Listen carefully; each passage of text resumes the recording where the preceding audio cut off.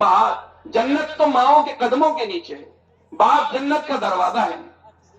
اللہ کے نبی نے ارشاد فرمایا اللہ کی رضا ماں باپ کی رضا میں ہے، اللہ کی ناراضگی ماں باپ کی ناراضگی میں ہے۔ تو اگر ہم اپنے ماں باپ کے ساتھ اللہ کے نبی محمد صلی اللہ علیہ وسلم کے دین کے مطابق معاملہ کریں تو یہ ماں باپ ہماری جنت کا اور ماں باپ ہمارے لیے اللہ کی رضا کا ذریعہ بن جائے۔ ماں باپ سونے کی چڑیاں ہیں، بشرطے کہ ماں باپ کو اللہ کے حکم کے مطابق ماں باپ کو درجہ دیا جائے اور ماں باپ کی عظمت اور ماں باپ کی قدر کی جائے۔ ماں کی خدمت سے کیا ملا؟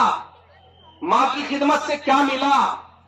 حضرت اویس قرنی رحمت اللہ علیہ یمن کے رہنے والے تھے، دل چاہتا تھا حضور کی خدمت میں پہنچ جاؤں، حضور کی زیارت کر لوں، اور حضور کی جو زیارت کرتا ہے اسے صحابی کا درجہ ملتا ہے۔ صحابی کا مقام و مرتبہ وہ ہے، قیامت تک آنے والا بڑا سے بڑا قطب ہو یا ابدال ہو، وہ صحابہ کے قدموں کے دھول کو بھی نہیں پہنچ سکتا۔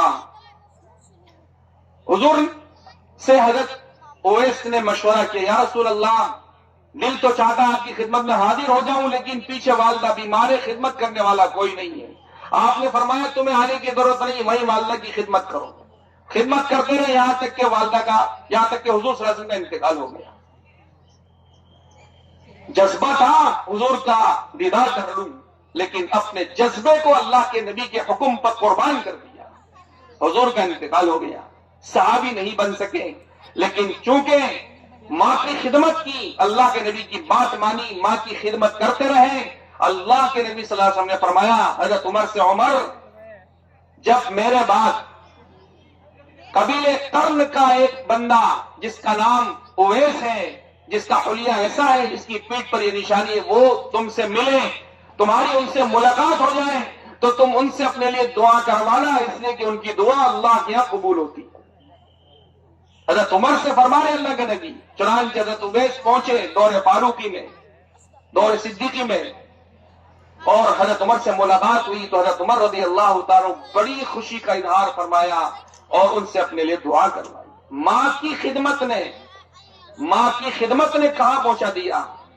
تو اللہ کے نبی کا لایا ہوا دین اگر ماں باپ کی خدمت کے عنوان سے اولاد اختیار کر لے تو یہ ماں باپ کی خدمت ہی اسے اللہ کا محبوب و مقرب بنا دے گی، اللہ کے نبی کا محبوب و مقرب بنا دے گی۔ باپ کی خدمت کا صلہ، باپ کے ساتھ صلہ رحمی کا صلہ کیا ہے؟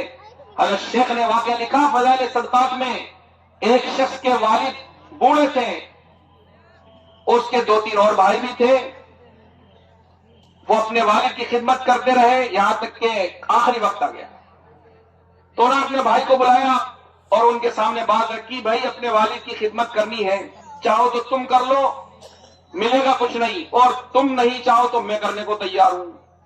تو بھائیوں نے کہا کہ بھئی یہ مصیبت تو ہی ڈھولے، ماں باپ کو تو بوجھ سمجھتی ہے اولادیں، ماں باپ کو بوجھ سمجھتی ہیں، یہ مر جائیں تو پیچھے چھوٹے، جبکہ وہ سونے کی چڑیا ہیں، ان کے پیچھے دنیا آخرت کی کامیابیاں اور نعمتیں چھپی پڑی ہیں۔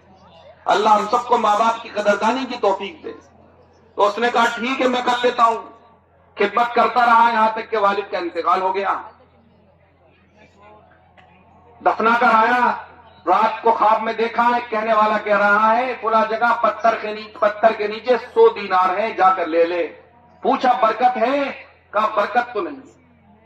صبح بیوی سے بتایا تو بیوی نے کہا بھائی ٹھیک ہے لینا نہیں تو کم سے کم دیکھ کے تو آ جاؤ،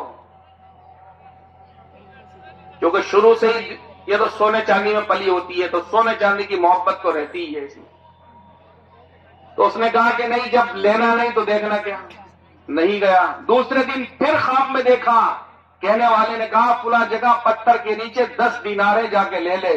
پوچھا برکت ہے؟ کہ برکت تو نہیں ہے۔